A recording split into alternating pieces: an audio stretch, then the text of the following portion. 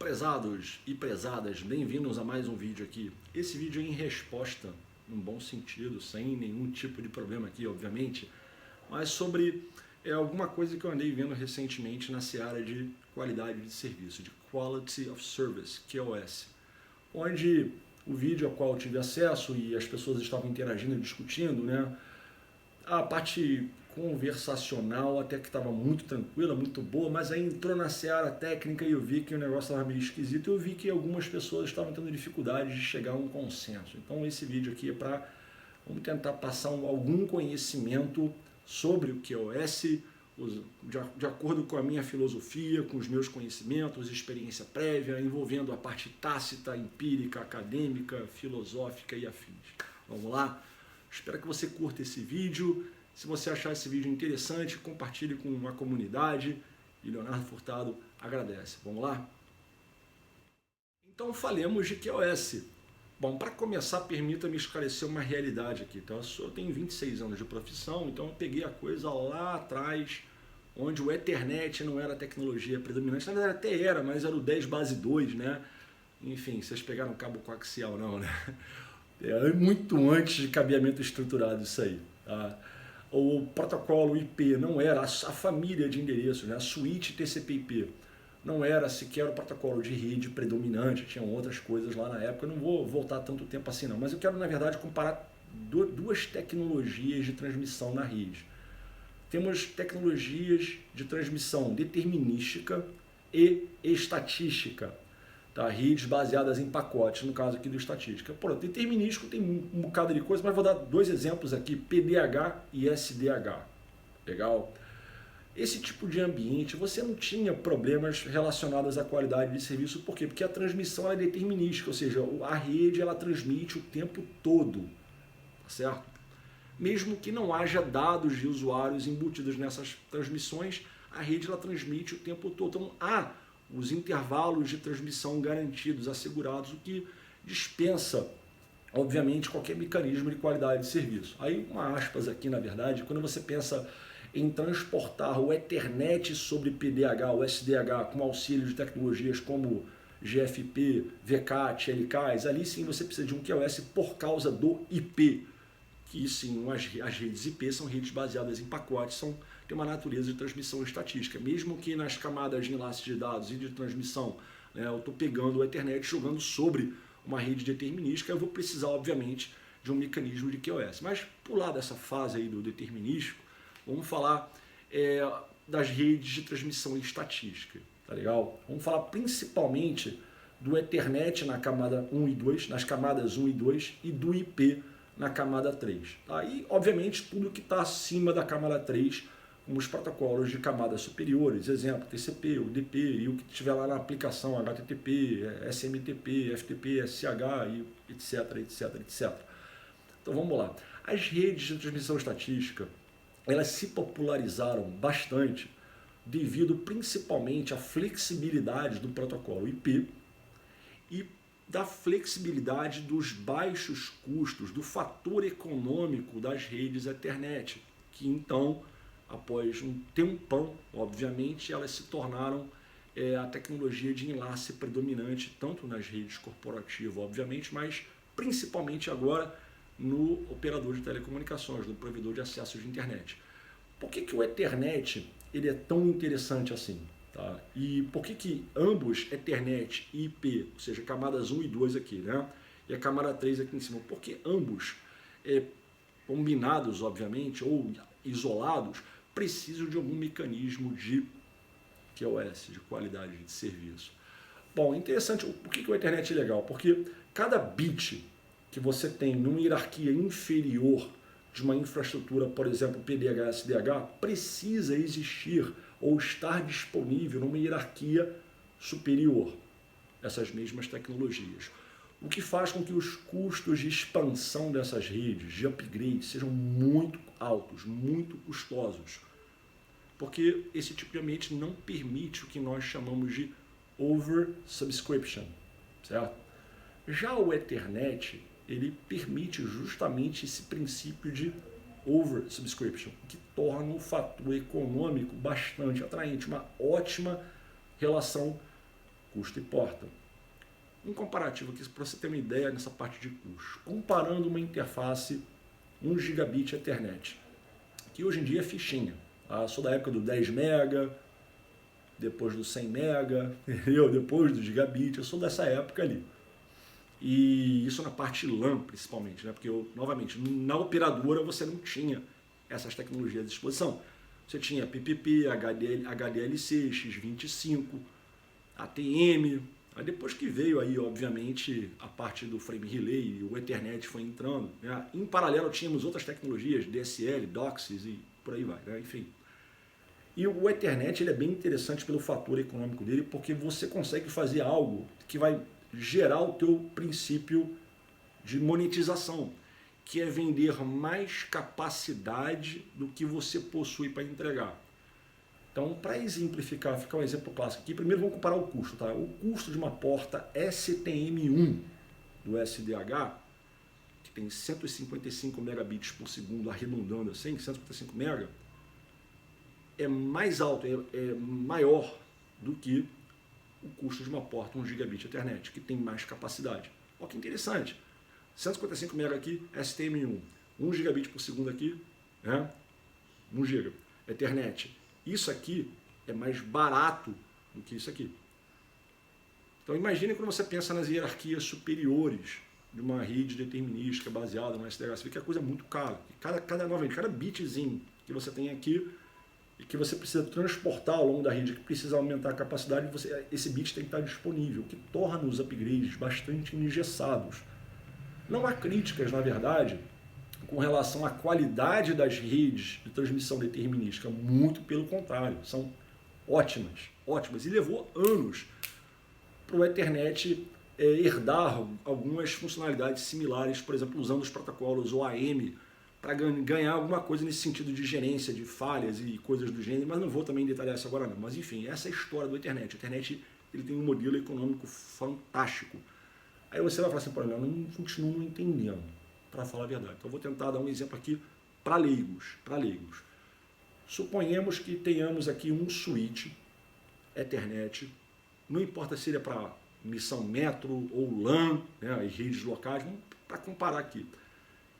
Pega esse switch de 24 portas gigabit, 24 portas gigabit, com duas portas de uplink 10 GB. Legal?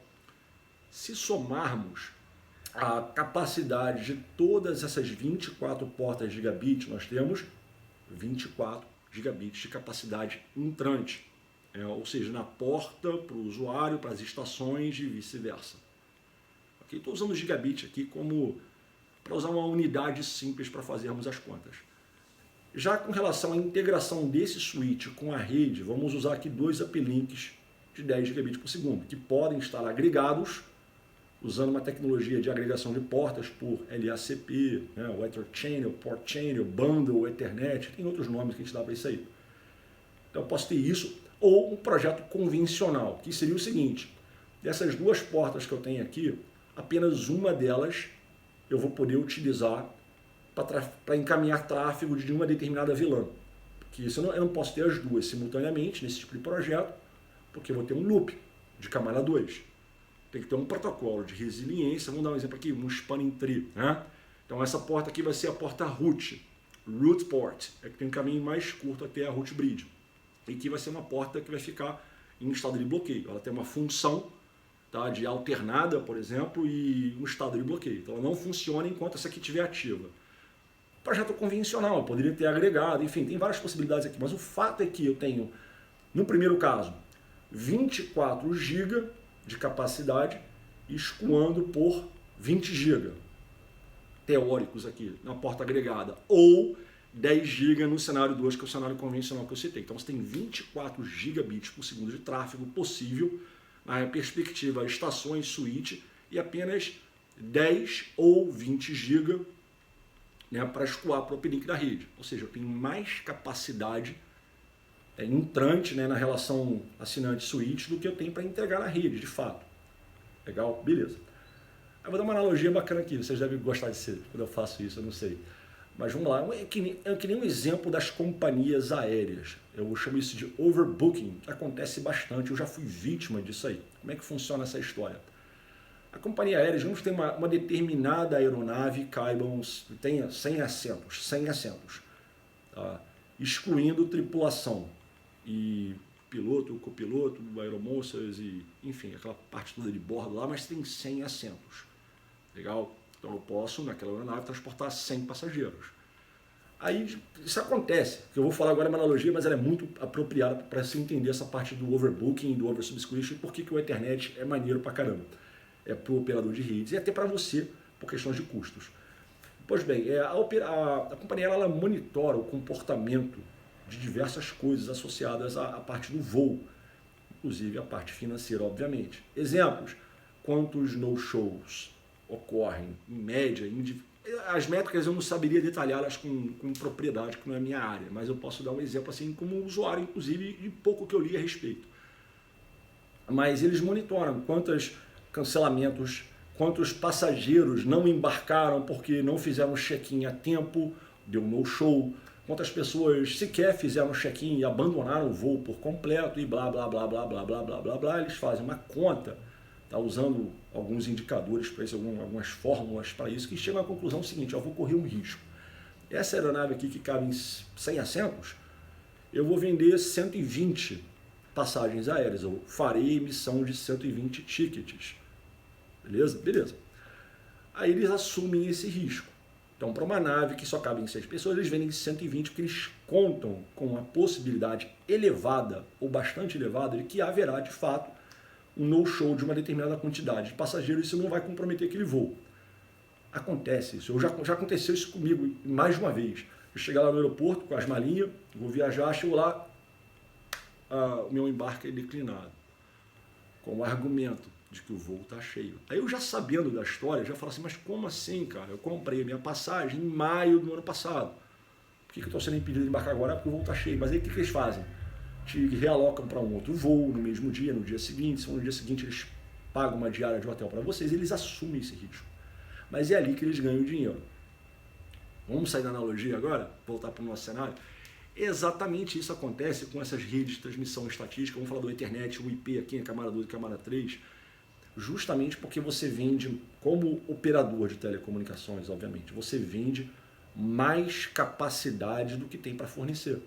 Esse é o modelo econômico do operador de rede. Você vende mais capacidade do que tem para fornecer. Tá? Então, um exemplo que eu dei são 24 portas gigabit, ou seja, 24 GB, saindo por 2 uplinks agregados, 10 mais 10 ali, usando um hashing para load balancing, obviamente, ou então, das duas portas, uma fica bloqueada e você escoa por apenas uma única porta de 10 GB, ou seja, 24 GB sobre 10 GB. Isso dá problema, Leonardo?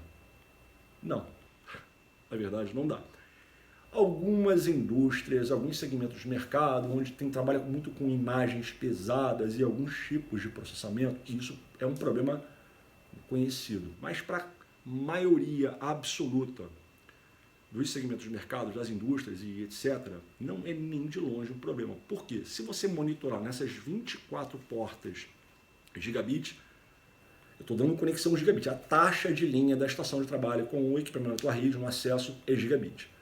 Se você monitora aquilo ali ao longo de 24 horas, 7 dias, você vê que muito, mas muito raramente isso passa de 200, 300 mega. Muito raramente. Porque a maior parte do tempo em padrões computacionais, não em padrões humanos, né? A maior parte do tempo a estação não está transmitindo. Legal? Lembra quando eu estava falando da tecnologia de transmissão determinística e estatística? A diferença primária é essa, que na rede PDH-STH a transmissão ocorre o tempo todo, havendo ou não um payload de usuário inserido naquelas transmissões, mas está acontecendo. Tá? Já numa rede de transmissão estatística, não está transmitindo.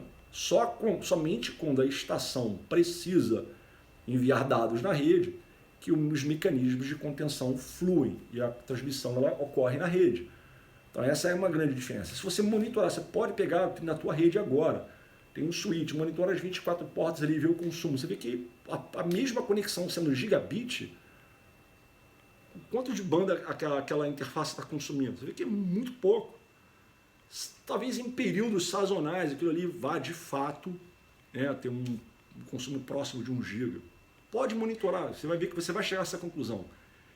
Então, por que isso é interessante? Porque, vamos lá, se você é uma rede corporativa que não trabalha com serviços de rede, vender rede, né, por exemplo, isso é bom para você porque você consegue dar uma taxa de linha num ambiente de transmissão compartilhada, seja o Ethernet, tudo mais e tal, e sabendo que você tem suficiência de recursos de rede para todo mundo.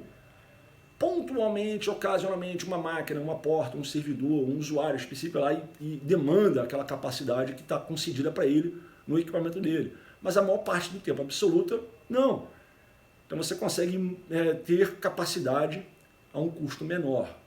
Essa é a proposta das redes estatísticas.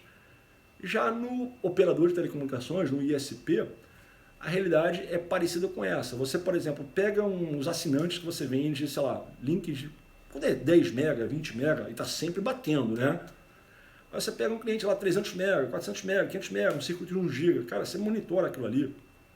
Se não for outro provedor cliente, mas se for um corporativo, um residencial, você vê que muito frequentemente, a maior parte do tempo, o usuário não chega perto daquele CIR que ele está pagando. Ou seja, ele tem uma taxa de linha contratada, só que ele raramente chega próximo daquele indicador. Aí tem os usuários que abusam, né? Tem casos e casos. Por isso que eu estou criando esse artigo aqui. Vamos falar de QoS, vamos explicar essas dinâmicas.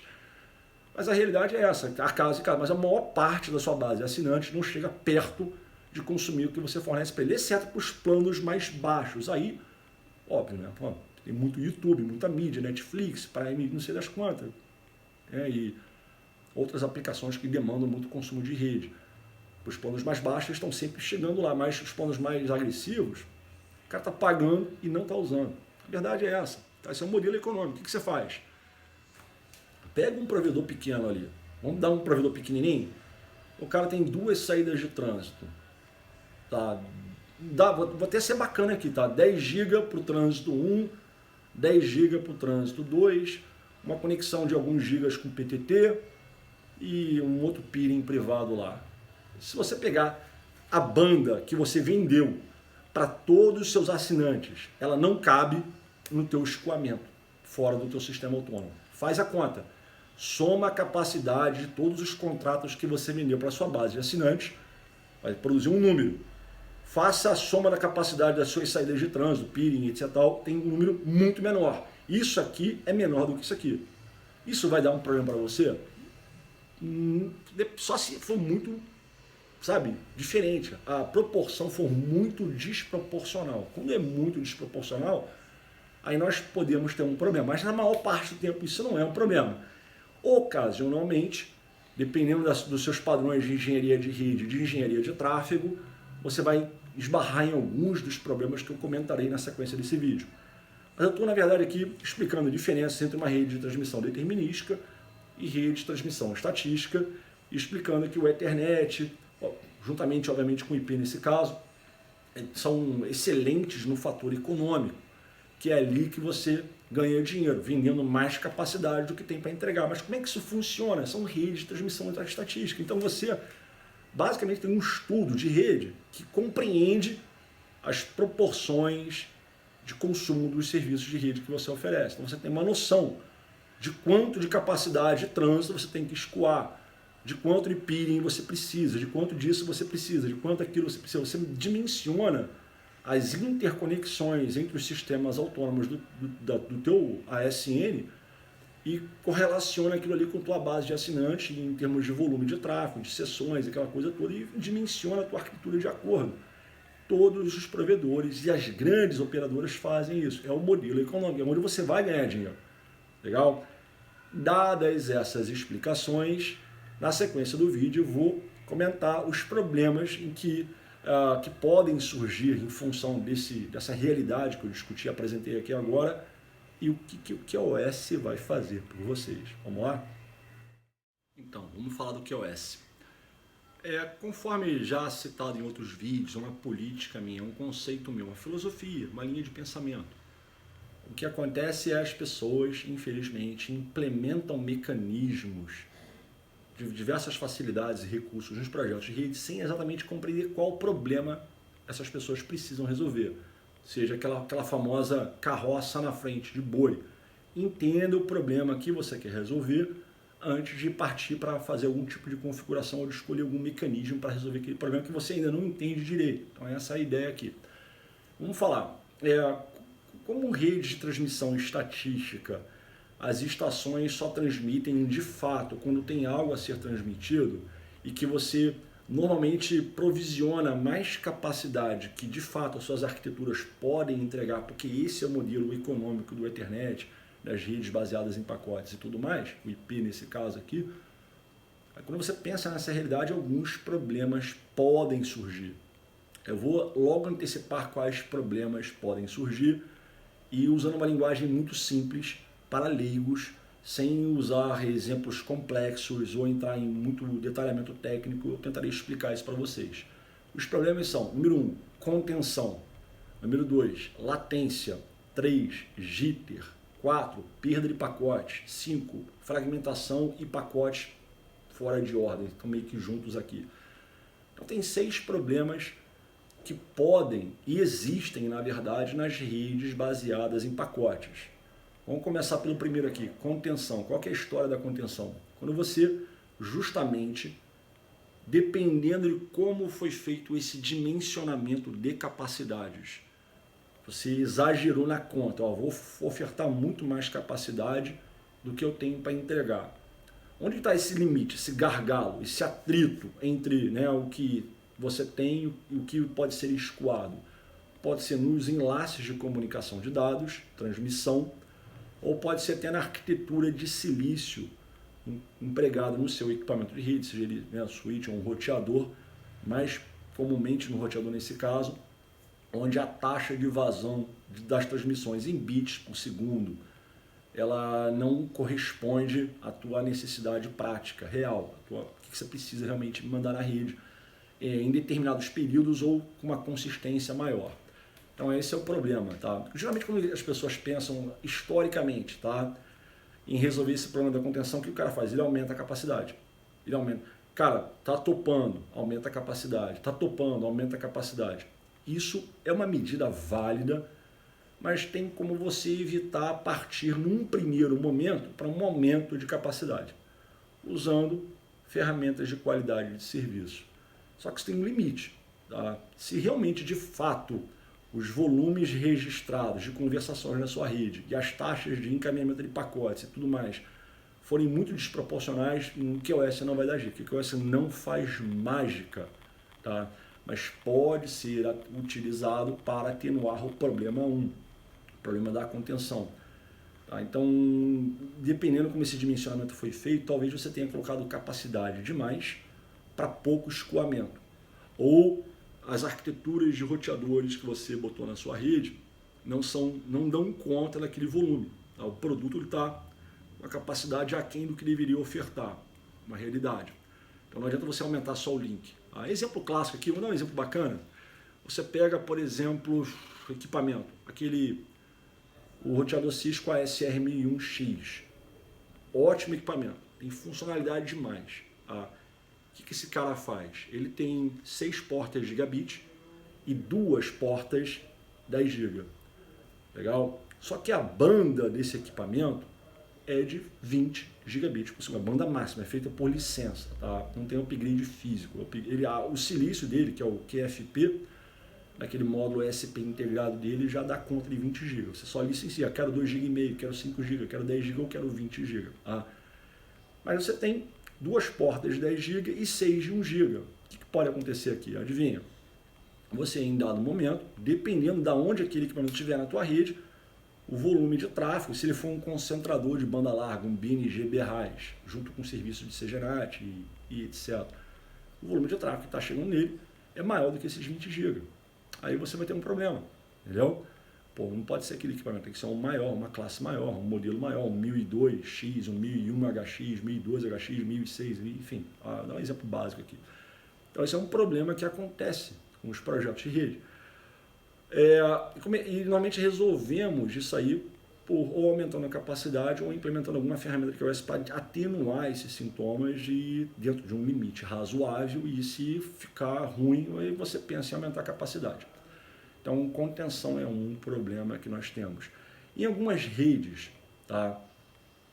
Na maior parte do tempo você não tem congestionamentos. O que seria o congestionamento? Novamente, um link de saída que aponta para uma adjacência de saída de uma rota para um determinado destino de internet, ou da tua rede, do data center, enfim, uma interface de uma capacidade específica, 1 GB, 10 GB, 25 GB, 40 GB, 100 GB, enfim. O volume de transmissões que tem que sair por ali é maior do que o canal de comunicação associado àquela interface. Aí você vai ter um primeiro problema que, quando congestiona, você começa a ter descartes de pacotes. Os pacotes são descartados. Se for uma comunicação de uma aplicação que ela é transportada, seja ou for transportada pelo protocolo TCP, o pacote vai ser descartado, aquele segmento não será reconhecido, então a pilha de protocolos do cliente, do servidor, se encarregará de trabalhar a retransmissão daquela informação. Isso é um problema também, tá? Porque, vamos lá, vou explicar, agora vamos entrar no QoS, eu falei dos problemas, contenção, latência, JIT, perda de pacotes, fragmentação, pacotes fora de ordem. Vamos pegar esses caras aqui. E vamos falar do QoS. Mas para você entender o QoS primeiro, lá atrás, para a qualidade de serviço, a primeira arquitetura de QoS criada foi uma chamada Integrated Services, abreviada por INTSERV. Tá? Essa tecnologia implementava um protocolo chamado RSVP, que é um protocolo de reserva de recursos, onde a aplicação rodando no computador sinalizava os requisitos de QoS na rede. Então, comunicava isso para o Default Gateway, que comunicava com os demais computadores até chegar no último salto. Aí o protocolo voltava confirmando ou não a reserva daqueles recursos. Quando aquela confirmação chegava na aplicação, a aplicação, transmitia. É assim que funcionava. Muito interessante, mas não escala para as redes atuais. Não escala. Tá? Porque isso obrigaria os roteadores a manter estado de microfluxo, chamamos de microflow management. Então não teria escalabilidade pelo volume de flows que nós temos hoje em dia percorrendo nas redes. Então o INTSERV morreu. Tá? Ele surgiu, teve um pico lá atrás, muitos anos atrás mesmo, e morreu. Léo, mas e o RSVPTE? Não, é outro. Esquece MPLS-T aqui. Tá? O RSVPTE é inspirado e usa, em grande parte, o conceito do RSVP, mas não faz QoS. Faz admissão e controle de admissão de túneis e fornece label, mas não faz o chamado Hard QoS. Não faz QoS, tá? O RSVPTE. O SRP tradicional do INTSERV, sim, fazia. Isso morreu por questões de escalabilidade. Aí a indústria trouxe um novo conceito chamado Differentiated Services, ou DiffServ. Tá? Esse conceito é o seguinte, é o QoS sem protocolos. Então, o QoS, como nós conhecemos hoje nas redes, não implementa protocolo. Beleza? Implementa assim. Não implementa, não tem protocolo. O que significa que a escala é ilimitada. Você não tem protocolo. Tá? O que esse cara faz é o seguinte, a gente pega a tua rede, tá? Tudo que é seu ali dentro, tem várias abordagens com relação a isso aí. Vou tentar dar um cenário genérico aqui. A sua rede tem o que nós chamamos de domínio DiffServ. Domínio DiffServ. Legal? E a ideia é o quê? É adotar o que nós chamamos de comportamento salto-assalto. Explicou bem, né? É o PHB. Per Hop Behavior. PHB. Então, todos os procedimentos de identificação dos fluxos de tráfego, não seriam nem fluxo, é pacote a pacote mesmo, tá? Seria feita em cada equipamento na rede, individualmente. Então, o QoS ele tem que existir, você tem que existir uma configuração de QoS, você tem que ter, desculpa, vamos dar um português melhor que isso, você tem que possuir uma configuração de QoS em cada elemento de rede, no meio do caminho de uma conversação. Se você tem QoS aqui não tem, porque não suporta, ou o que for, aqui para lá você não tem mais QoS. Tá? Porque não tem protocolo, não existe um entendimento, uma convergência de classes de tráfego na rede por meio de protocolos. São configurações estáticas. Você define as classes de tráfego, as filas, taxas de policiamento por fila, de moldagem e o que for. É manual, velho. Tem que fazer equipamento a equipamento. Por isso que os procedimentos eles são repetidos salto a salto. Pacote chegou aqui, faz isso, aí. Transmite. Adivinha que você tem que ter aqui dentro? A mesma coisa. Classificar, botar numa fila, etc. e vai fazendo, entendeu? Isso é o Differentiated Services, ou DiffServe, que é o QoS vigente. É como nós fazemos o QoS nas nossas redes. Tá? Então vamos voltar aos nossos problemas aqui. Aquele da contenção e etc. O que te faz colocar QoS? Resolver os problemas que eu acabei de comentar. Contenção, latência, JIT, perda de pacote, pacote fora de ordem, fragmentação. São as coisas que afetam a experiência da aplicação numa rede. Como assim, Leonardo? Aí estamos falando de QoS. Entender o problema primeiro, para depois discutir as soluções aqui. Vamos lá. Diversos tipos de aplicações possuem requerimentos distintos de transmissão. Como assim? Exemplo número 1 aqui, vamos lá. Pega uma aplicação de dados, que é uma aplicação simples, entra num site, google.com, www.http, google.com, e aperta Enter. youtube.com, aperta Enter. Tá? Aí vamos dar um exemplo assim, banal. Levou 2 segundos, 2, para a página abrir. Você nem notou, cara. Isso não é notável nos padrões humanos. 2 segundos de espera para abrir uma página. Você nem sentiu. Legal? Porque são relações máquina a máquina, certo? Não há uma interação em tempo real, onde 2 segundos é inviável. Você pega 2 segundos, 3 segundos de latência num jogo online, num Call of Duty, ou no, sei lá, quem joga Fortnite ou Free Fire, eu não curto esses jogos não, só o COD, o Warzone é comigo. Eu jogo mal pra caramba, mas eu gosto. Aí, pô, tem um lag. Pô, aí fica bizarro, porque você tem um ser humano, ou vários, na verdade, trocando tiro, querendo se matar, tacar granada na cabeça um do outro, e você lá tentando mirar e não consegue porque tem uma latência absurda. Ali é prejudicial. Então, apesar de ser uma aplicação de dados, aquela específica tem um requerimento de latência baixo. Mas a aplicação de mandar um e-mail, aí tu deu um send, né? Enviou o e-mail vai lá para a caixa, chega lá no teu servidor de correio e fica lá 10 segundos, 1 minuto para sair. Você nem vai nem sentir, cara, você não tá nem aí. Abriu a página, sei lá, da Globo.com, vai ver lá o portal de notícias, quem assiste o esporte, o Globo Esporte, ou qualquer outra coisa, você quer CNN, levou 2 segundos para abrir a página. Você não se jogou da ponte porque a página não abriu em 2 segundos. Entendeu? Então, a cada aplicação tem um requisito diferente de transporte. A gente costuma sintetizar dessa seguinte forma. Você tem aplicações de dados, voz e vídeo, cada qual com distinções em termos de experiência de uso. Uma aplicação de dados de navegação, 2 segundos para abrir a página não vai te matar, mas pô, você jogar um Call of Duty, Warzone ou Free Fire, ou sei lá o que você vai jogar aí, e tiver um lag ruim, tu vai reclamar, apesar de ser uma aplicação de dados. Mas há uma colaboração ali, sabe? Diferente. Outra questão, por exemplo, você pega a voz.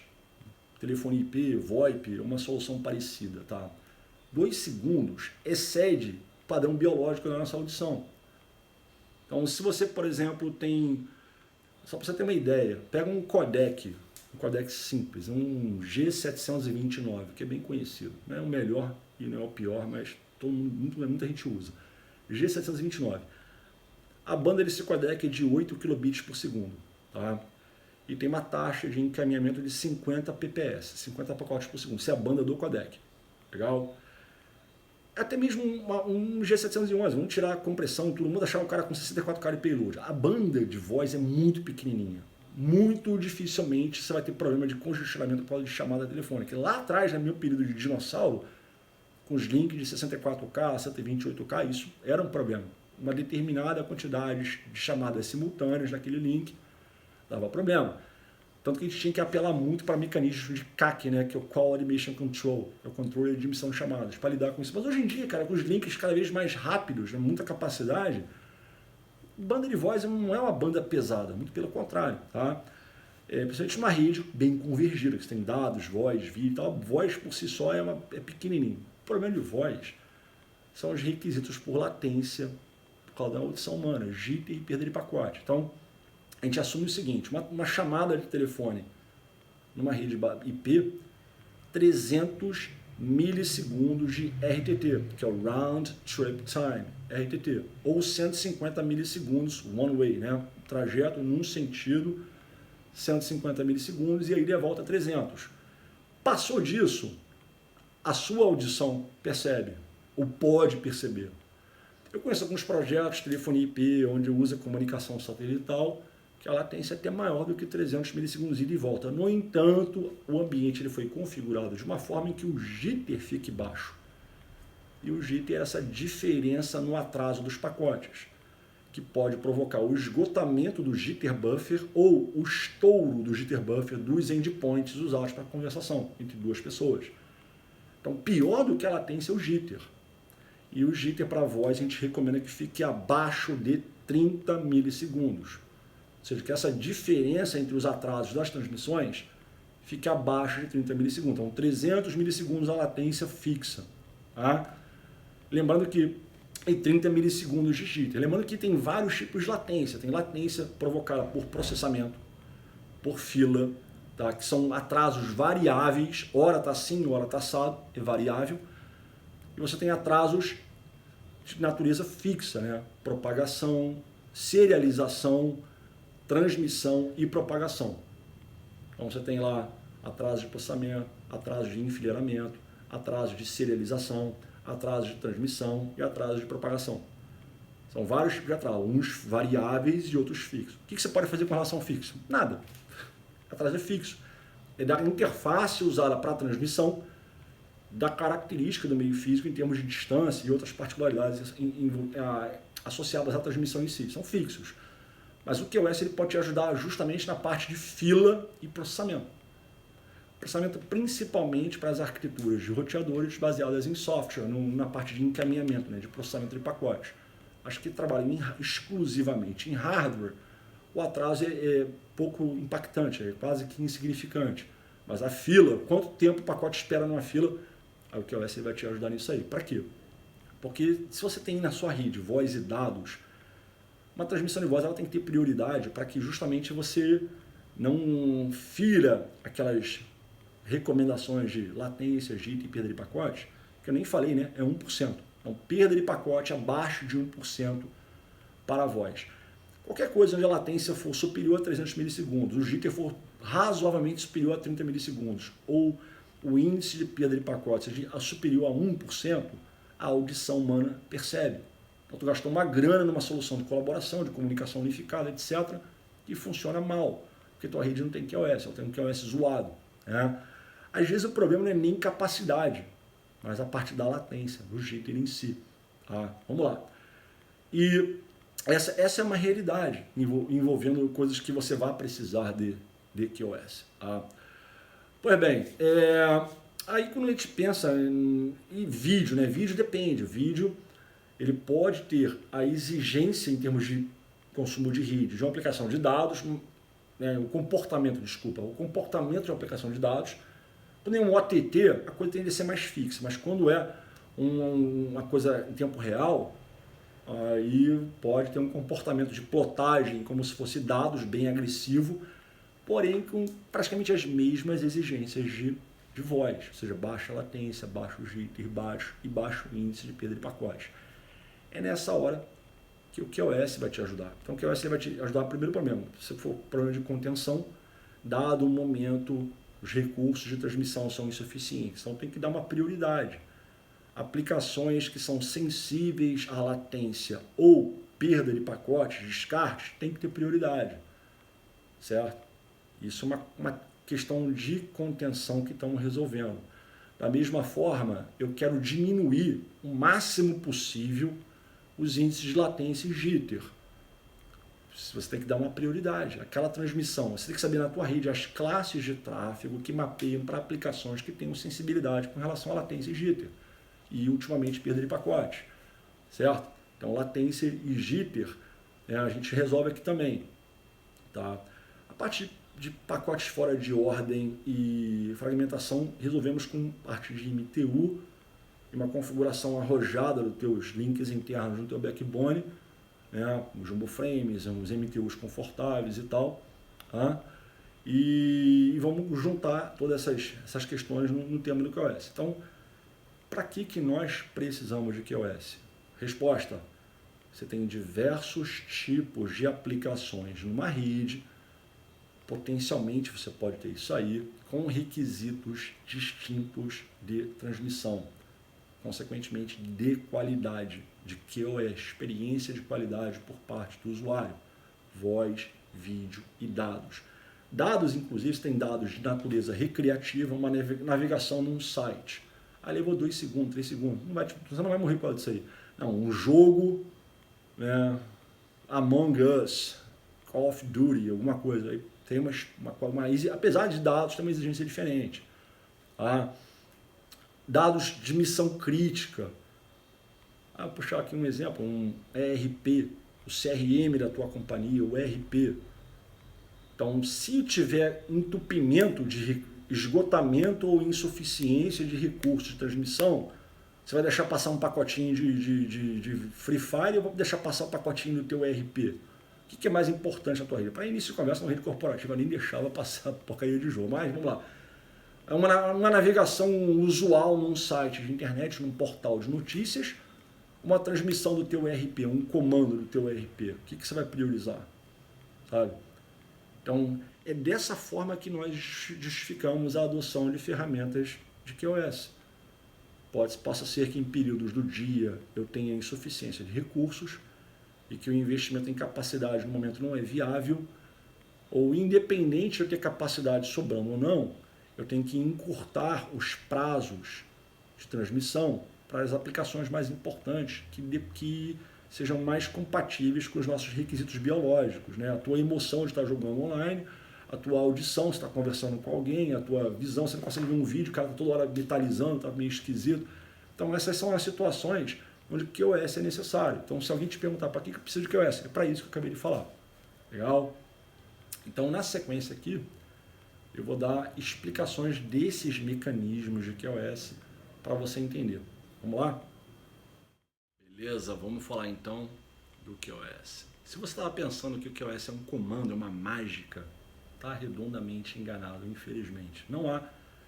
O QoS é um conceito de solução, tá? Que reúne categorias de ferramentas destinadas ao propósito de sanearmos os problemas que são contenção, latência, jitter, perda de pacote fora, enfim. Não há, na verdade, um comando, botei o QoS, está feito. Não. Vamos lá. Lembra quando eu falei lá atrás que a tecnologia vigente, QoS é o que chamamos de DiffServ, tá? Onde não há protocolos, não há sinalização, a aplicação não sinaliza nada na rede, e que é um comportamento salto a salto, per hop behavior. Legal. Então, quando um pacote ele é recebido na borda que idealmente você vai ter que fazer o que? Eu vou explicar, enfim. Quando um pacote é recebido aqui no teu equipamento, a primeira coisa que você tem que fazer é olhar o que é aquele pacote. É uma transmissão de voz? É uma transmissão de dados recreativos? É uma transmissão de vídeo, de dados críticos? Que é uma mensagem de protocolo de voz? O que é aquilo ali? Então, a primeira coisa que você tem que fazer, o teu equipamento, na verdade, você que vai ter que definir essa propriedade e falar para o teu equipamento fazer aqui, depois aqui, depois aqui, depois aqui, por aí vai, tá? Chamamos de classificação, é a primeira ferramenta do QoS, é a classificação. Então você tem que ensinar o teu roteador a olhar alguma coisa daquele pacote para que ele identifique a qual classe ou para qual classe de tráfego aquela transmissão se destina. Então você vai ter que ter um projeto com definição de classes de tráfego, porque pacotes que possuírem as mesmas características de transmissão, idealmente, deverão ser posicionadas numa mesma classe. Tá? Aí tem modelos de 4 classes, 5 classes, 9 classes, 11 classes. É muito comum o modelo de 4/5. Uma classe de voz prioritária, uma classe de missão crítica, uma segunda classe de missão crítica, uma classe com geral, todo o resto, né? Esse é o modelo de 4 classes. E talvez uma quinta, para você diminuir a taxa de transmissão de aplicações não autorizadas para propagação de malware, alguma coisa desse gênero. Então, um modelo de 4, 5 classes é um modelo muito comum. Não é o único, obviamente, mas é um modelo bacana. Então, a primeira coisa que você tem que fazer é o seguinte, que pacote é esse cara aqui? É voz, é vídeo, é dados, é recreativo, é importante, não é importante? para você saber onde aquele pacote deve ser posicionado no router, que seria a segunda estratégia de ferramenta que eu vou falar daqui a pouco. Quais mecanismos você pode utilizar para classificar uma transmissão? Você pode usar a entrada por onde o pacote, a interface de entrada ou a interface por onde o pacote foi admitido, é uma possibilidade. Na camada 2, os endereços MAC de origem e destino. Ah, mas tem um tag de VLAN, 4 bytes. Então, qual que é o VLAN ID? Esse tag de VLAN. Tá? Ou então no User Priority Bits, que são os 3 bits do 802.1p. Qual que é a classe de tráfego lá que isso vai... se tem alguma marcação, se o frame Ethernet, o quadro Ethernet já tiver uma marcação nesse campo User Priority Bits, que é do tag de VLAN, você... isso aqui é voz. 5. Isso aqui é a mensagem de um protocolo de roteamento, CS meia dúzia, exemplo do jeito, tá? Beleza. Então qual que é? Você pode fazer por ali. No MPLS, no Shin Header do MPLS, você também tem 3 bits, que são condicionadores de tráfego, chamado muito mais conhecido por EXP bits, bits experimentais. É um nome assim, que todo mundo conhece. Então eu vou usar esse nome para facilitar. Então você tem ali 3 bits, você pode usar para... Ter alguma marcação ali? Aí, dependendo do valor, marcação, existem padrões de marcação da indústria. Você não vai inventar qualquer valor. Tá? Siga o que a indústria já recomenda em termos de marcação para determinado tipo de tráfego. Tem, beleza, pode classificar por ali. Até mesmo o clássico velhaco frame relay tem 1 bit só, que é o DE bit, né? Que é exigibilidade de descarte. Né? DE bit.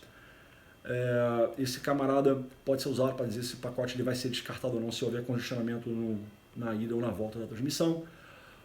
O que mais? No cabeçalho IP, você pode marcar o IP de origem, o IP de destino, o TOS byte todo. Aí você pode pegar, por exemplo, a precedência IP, 3 bits, ou usar o DSCP, 6 bits, e aí no bit lá, os bits de notificação explícita de congestionamento, que é o SN, então muito usado. Na camada 4 você pode classificar pela porta TCP ou UDP de origem e ou destino, e até mesmo em algumas plataformas usar uma classificação baseada na própria aplicação. Então ele vai olhar a aplicação, vai abrir lá e ver, tem uma HTTP para essa URL aqui, essa URL é do sistema interno da empresa que é importante, então eu vou dar uma prioridade. Esse payload aqui é Netflix, então eu vou dar, enfim, dá para fazer isso, tá? O importante é o seguinte, os mecanismos mais complexos de classificação do pacote você deixa mais próximo possível da origem daquele pacote. Porque você não quer que no meio do teu backbone essas manobras mais complexas de identificação de o que é aquele pacote sejam executadas. Você quer uma coisa mais simples. Então as classificações mais complexas, usar ACL, usar um WinBar, uma validação de aplicação, uma coisa desse tipo, você quer deixar isso lá perto do acesso ou do servidor. Tá? Aí isso são ferramentas de classificação. É a primeira coisa que você tem no QoS. A segunda é a marcação. Tá? Então, depois que lá perto do acesso você usou um método de classificação bem bizarro, você vai colorir aquele pacote. Vermelho, amarelo, azul. Azul é missão crítica, vermelho é voz, amarelo é dados comuns. Claro que você não vai pintar, estou dando uma analogia aqui, só vou dar um padrão de marcação. Onde é que você pode marcar? Pega um pacote, onde é que você pode marcar? Na camada 2, no User Priority Bits, do quadro Ethernet, quando tem um tag de VLAN. No MPLS, no EXP Bits, no cabeçalho IP, no DSCP, ou na precedência IP. Não tem mais onde marcar. Onde é que você pode pichar o pacote? Não tem mais onde. Então, ou no quadro Ethernet, no User Priority Bits, ou no Shin Header do MPLS. Inclusive existe o conceito de propagação, né? Eu não vou entrar no modelo de tunelamento de diff-serve no MPLS, que aí já estou entrando em tema mais avançado, não quero usar esse espaço agora para falar disso. Ou no cabeçalho IP, no DSCP, é onde você tem onde pichar. Tá? Ou precedência IP, IP Precedence ou DSCP, você que vai definir lá. Então, só ferramenta de marcação. Aí bacana, quando você marca, o pacote ele é chutado para dentro da tua rede, o próximo salto, o próximo equipamento, seja ele switch ou roteador, L2 ou L3, adivinha o que você vai ter que fazer? Você quer ter QoS fim a fim, né? QoS end-to-end, né? Fim a fim. Esse cara aqui tem que fazer a mesma coisa, tem que classificar. Aí um método invocado para a classificação desse pacote pode ser mais simplificado. Como assim? Consulte a marcação que está no pacote. Se é voz, tá? Vai estar num cabeçalho IP, vai estar um Expedite Forwarding, o EF, que é o PHB, para esse procedimento, para identificar que isso aqui é voz. Ou o DSCP valor 46. Ah, não, mas eu tenho um label MPLS, então o XBits, o valor dele vai ser 5. Exemplo. Então, aí você consegue, quando ele chutar para o próximo elemento de rede, adivinha, mesma coisa. O pacote já está marcado, então você marca uma vez só. Em alguns projetos você precisa remarcar o pacote. Exemplo, eu marquei na camada 2, COIS. Eu defini um COIS, lá no User Priority Bits. Porque tinha um tag de VLAN até aqui. Daqui para cá, já não tem mais tag de VLAN. Então você tem que remarcar. Como? Esse valor equivalente de COIS, esse valor de COIS do quadro Ethernet tem que ter um equivalente no cabeçalho IP. Então você remarca e passa a pintar aqui agora o cabeçalho IP. Então no próximo salto, esse cara aqui já olhar a marcação em cima de DSCP, já que não tem mais um COIS para olhar. Exemplo, então remarcação geralmente uma vez só, mas pode ser, dependendo do projeto, que você tem que remarcar o pacote. Então a marcação é o segundo procedimento que você tem que fazer. Tá, beleza, então você identificou que o pacote é voz. Você vai fazer o que com o pacote? Tá sem bandoleira? Não, vou fazer essa piada ridícula da bandoleira não. Você vai fazer o que com o pacote 06? Ridículo, meu Deus do céu. Vamos lá. Você tem que botar em uma fila. Aí vai de acordo com o seu projeto de classes de tráfego.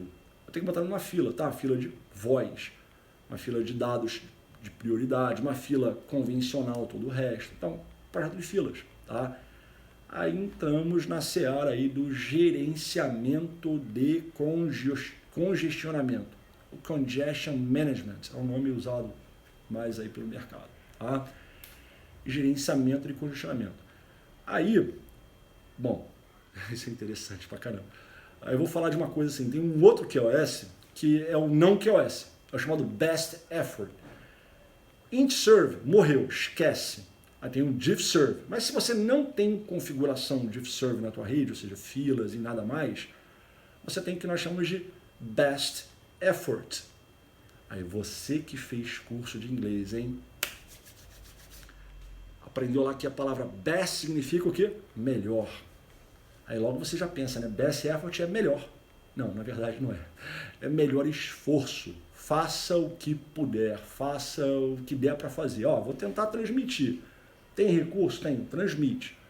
Ah, não tem não, cara. Dropa, esquece. Melhor esforço. A rede faz o que puder ser feito, mas não garante nada.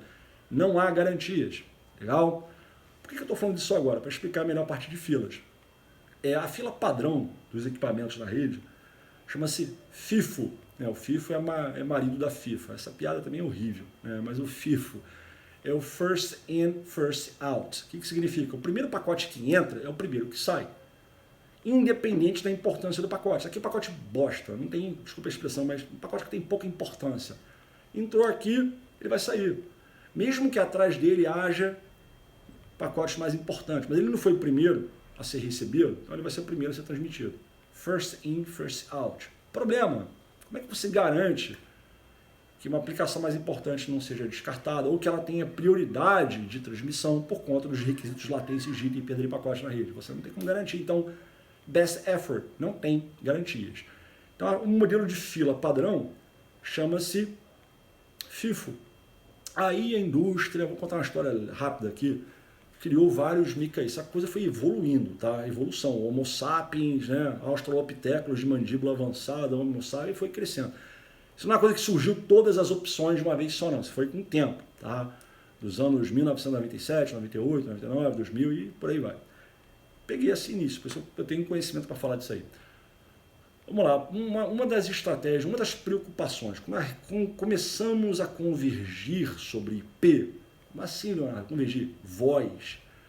As soluções de voz eram analógicas e digitais, não tinha IP, sabe? Como passamos a entroncar voz sobre uma rede IP, que passamos a ter problemas que não tínhamos nas redes digitais. Latência, perda de pacote, voz picotando, voz metalizada, Robocop, desconexão, chamada que não completa. Esses problemas estão lá de trás, né? Aí os fabricantes, vou pegar a Cisco, mas outros fabricantes também, olhando aquilo ali, falaram assim, a gente tem que dar um jeito para esse negócio.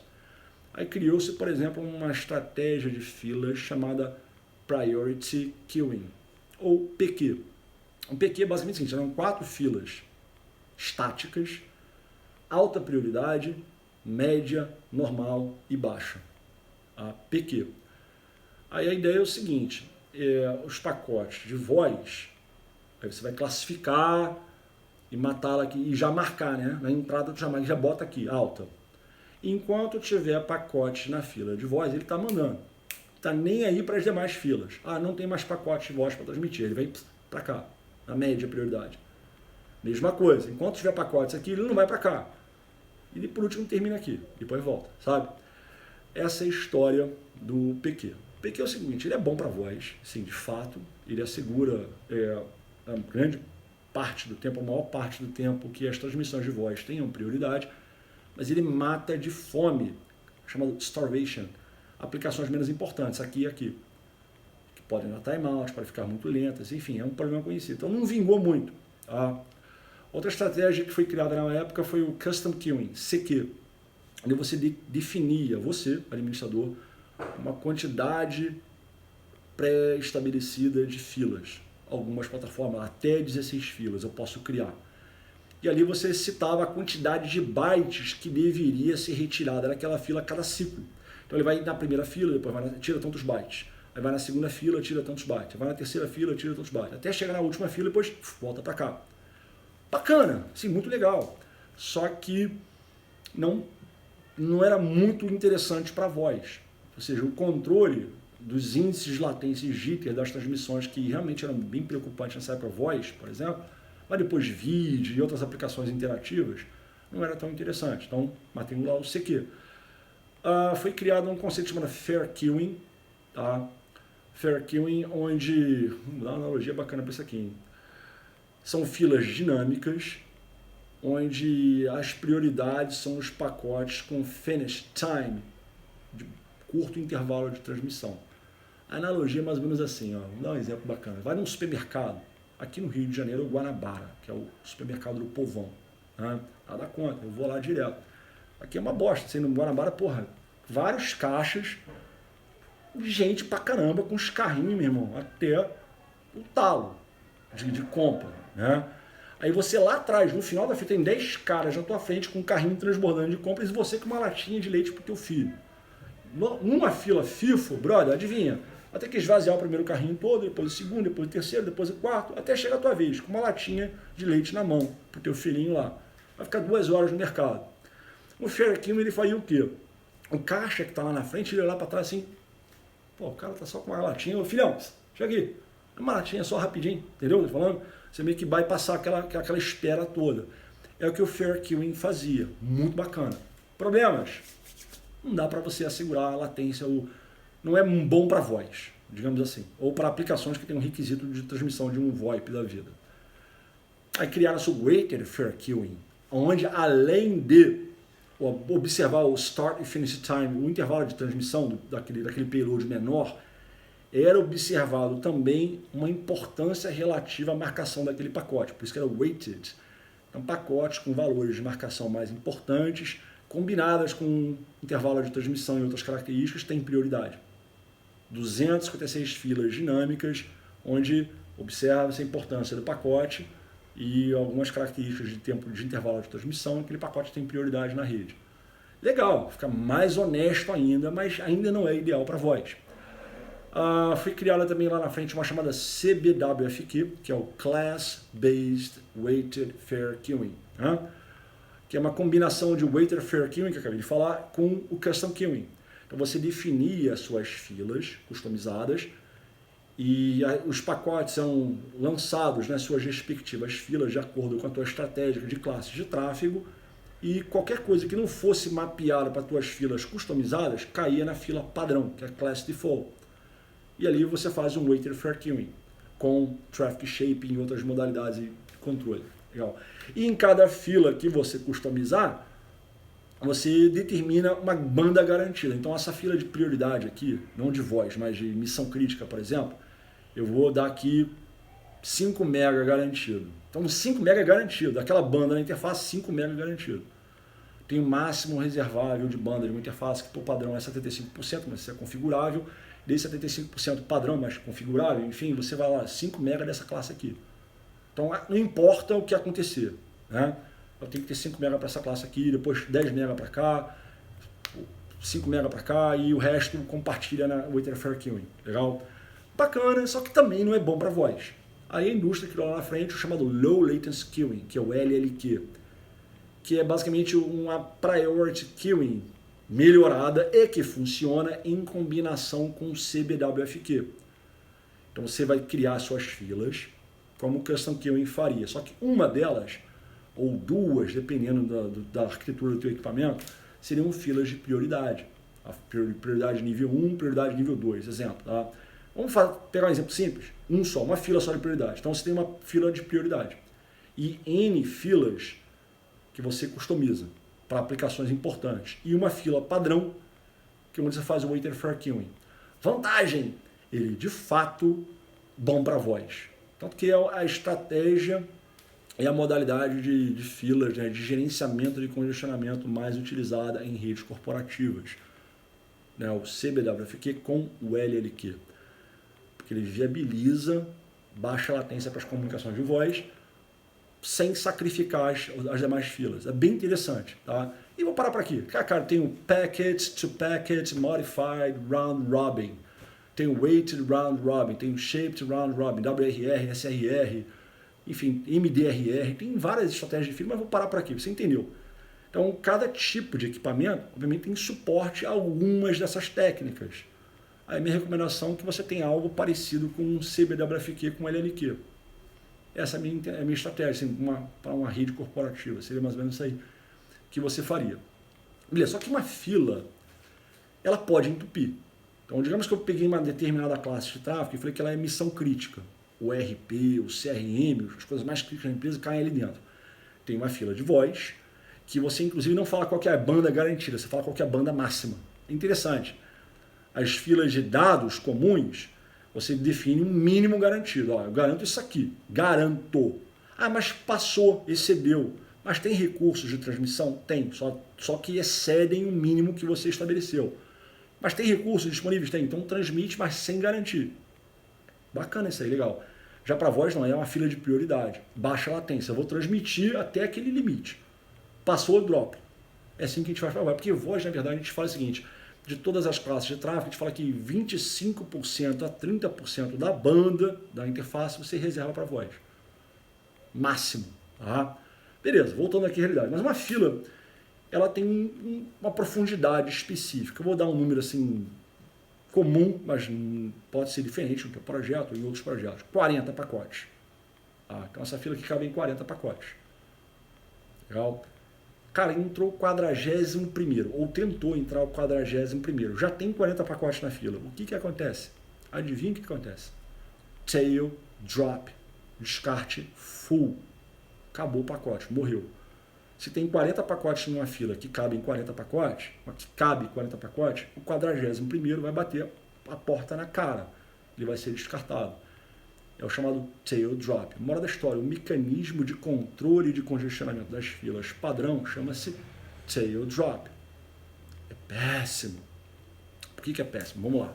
Péssimo, mas é o que muita gente faz por não saber o que fazer nessas horas. Porque se você tem várias conversações envolvendo pacotes, obviamente, associadas àquela classe de tráfego que a fila já está cheia, eles vão bater ali tudo na porta e vai morrer todo mundo. Sendo aplicações baseadas ou transportadas pelo protocolo TCP, isso provocaria o quê? Um recuo chamado Global Synchronization. Várias conversações na rede vão recuar para janelas de transmissão menores para que justamente os descartes não ocorram novamente. Isso é o que dá a percepção de rede lenta. A rede está lenta. Por que ela está lenta? Você está tendo descartes de forma consistente ali. E o TCP, ele é um protocolo obediente, parece aquele cachorrinho. Senta, ele vai lá e senta. Depois ele levanta, mas senta de novo, ele senta de novo. Ou seja, quando ele vê que a rede não está, os segmentos não estão sendo reconhecidos por conta de descarte, e sabemos que é por causa do tail drop, que é o comportamento de controle de congestionamento padrão das filas, aí ele recua o tamanho da janela de transmissão. Com o tempo ele vai aumentando, esticando, tomou mais uma porrada, volta. A pior coisa que tem, na verdade, é o seguinte, ele tomou uma porrada, ele reduziu um pouquinho, mas tomou outra porrada, aí ele reduz, aí cai bastante. Então, sabe, você fica com aquele gráfico, sabe, nas tuas filas, caindo. Isso é péssimo. Aí existem mecanismos de controle de congestionamento mais sofisticado. Tem o Random Early Detection e, melhor ainda, o WREDS para roteadores. Para switch são outras estratégias. Tá? Tem o WTD, tem o SRR, mas para routers é o WRED. Né? Qual que é a estratégia do Weighted Random Early Detection, WRED? A gente vai fazer o seguinte, para uma determinada fila, eu tenho que dar 3 precedências de descarte, baixa, média e alta. Com qual proposta aqui? Sim, o resultado prático da coisa é que sempre haja um espacinho para caber um pacote mais importante. E como é que o router faz isso? Fazendo um descarte seletivo dos pacotes. Como assim seletivo? Aí você pega uma aplicação de baixa importância, acho que caiba numa fila de missão crítica, mas de 3 aplicações você vai ter uma hierarquia em termos de importância. Isso aqui é mais importante, isso aqui é de segunda importância, isso aqui é de terceira importância. Um exemplo básico, assim, ficar didático. Aí quando o pacote ele chega, ele é mapeado para aquela fila, o router vai fazer o seguinte, vai fazer um cálculo de profundidade. E tem normas pré-definidas com relação a essa profundidade. Ó, se tiver menos de 20 pacotes, transmite. Se tiver entre 20 e 40, 1 a cada 10 pacotes, tu mata. O pacote acabou de chegar. Tem mais de 20 e menos de 40. Ele vai ter um contador de 1 a cada 10 pacotes. Nessas condições ele mata. Se tiver mais do que 40, ele mata de qualquer jeito. Tá? Para que isso? Porque os níveis de mínimo e máximo da profundidade de uma fila são diferentes para aplicações mais importantes. Até 30 pacotes eu não descarto. E menos do que 50 eu não descarto. Você tem como meio que flexibilizar a precedência de descarte de aplicações cujos pacotes compartilham a mesma fila. Com isso você ganha o quê? Menos chances de uma aplicação mais importante sofrer um descarte. Legal! Inclusive existe o SCN, né, que é o Explicit Congestion Notification, onde aquela máquina que está mandando o pacote, ela recebe uma sinalização pelo TCP, né, obviamente, e pelo ICMP do roteador, indicando para ele diminuir um pouquinho a janela só dele, porque ele pode ser descartado, porque ele está entupindo a fila. Chama-se notificação explícita de congestionamento. Tá? É uma coisa complementar ao WRED. O WRED é uma coisa bacana de fazer. Não para fila de voz, esquece, eu jamais faço isso para fila de voz, para as filas de dados, é bom você ter um WRED com SCN. Legal? Mas bem, então essa é a ferramenta de controle de congestionamento. Aí existem ferramentas que vocês conhecem muito bem, policiamento e moldagem. Né? Policiamento é muito comum, por exemplo, quando você quer que uma determinada aplicação ela não exceda o consumo do teu link. Comprei um link de 200 MB na internet para compartilhar para a empresa toda. Aí você quer que saiam para aquele link conversações importantes. Você permite uma internet recreativa, um WhatsApp, uma coisa menos importante? Você permite. Mas se congestionar as aplicações mais importantes, você quer que funcione, que tenham garantia, prioridade. E as menos importantes, se tiver que descartar, descarta uma coisa menos importante. Isso na medida do razoável que você vai fazer, que a rede vai fazer por você baseada na tua configuração. Tá? Então aí como é que você pode fazer? Você pode policiar a banda, tanto que entra no roteador quanto a que sai. Porque o policing, né, que é o policiamento de banda, pode ser feito em 2 taxas, em 1 taxa. Né? Pode fazer, se toda taxa de transmissão de uma determinada marcação, que corresponde a uma aplicação ou uma classe de tráfego minha, dentro da conformidade eu transmito. Excedeu em um determinado patamar aqui o conforme, seria um excesso. Se tiver recurso sobrando, eu remarco, diminuo a importância do pacote e transmito sem garantia. Se violar o pico aqui, eu dropo. Tem várias formas de fazer isso aí. Pode ser um CAR, pode ser um CPS, tem várias formas de fazer o policing aí de input e output. Outra forma é a moldagem, o shaping, traffic shaping, né? Ou seja, uma determinada classe de tráfego, que pode ser uma aplicação ou várias aplicações compartilhando o mesmo padrão de transmissão, enfim, eu vou limitar ao máximo que aquela classe pode usar da minha interface de saída. Você não faz shaping para entrada, só faz shaping para saída, para transmissão. Né? Policiamento você pode fazer entrada e saída, mas shaping somente saída. Enfim, aí você mantém. Se aquela aplicação usar mais recursos de transmissão do que ela está autorizada, eu vou armazenar o excesso em vez de descartar. E quando os tokens forem sendo liberados, eu vou lá e faço a expedição do que estava travado. Aí você faz uma moldagem do teu tráfego.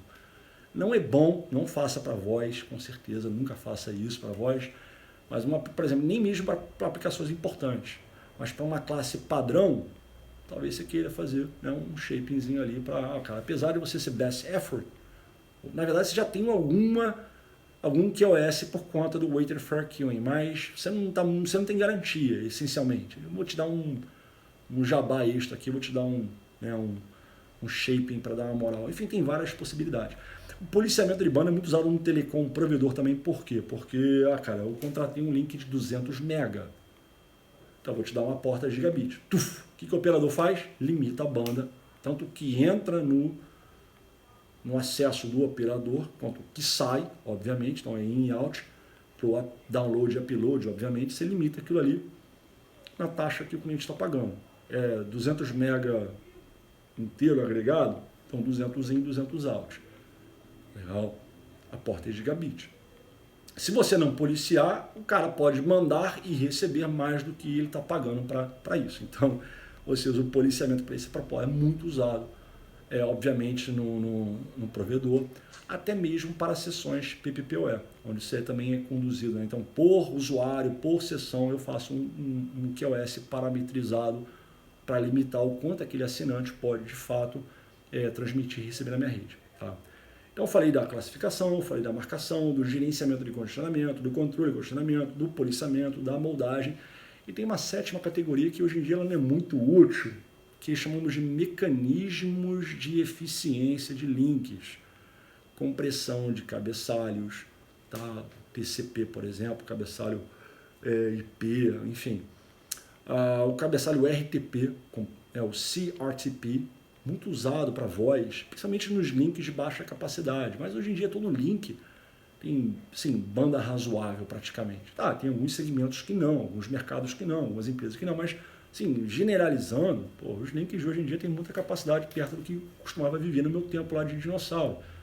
Aí você tinha compressão de cabeçalho, compressão do RTP, fragmentação interleaving por multilink PPP, tinha umas bizarrices. Então são ferramentas de que, quando os recursos são bem escassos, você tem que dar uma melhorada nível protocolo mesmo, tá? Trabalhando com os cabeçalhos. Então, é uma categoria que está em desuso, tá? Mas as demais são consistências de um projeto de redes com foco na qualidade de serviço.